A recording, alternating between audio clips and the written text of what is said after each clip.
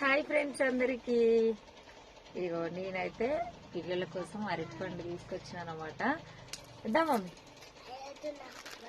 ఇగో మంచిగా కావంట, ఇవద్దంట, మంచిదంట. చిన్నములు ఇంకోటి అంటే చిన్నములు దా పండిస్తుందా,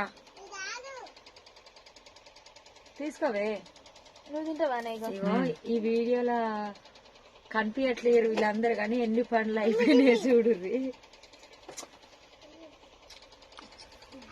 ఇట్లుంటది. ఇగో చిన్నులకైతే బాగాలేదని చెప్పిన కదా, హాస్పిటల్కి అయితే తీసుకొచ్చిన. పండ్లు కూడా తీసుకొచ్చిన అనమాట.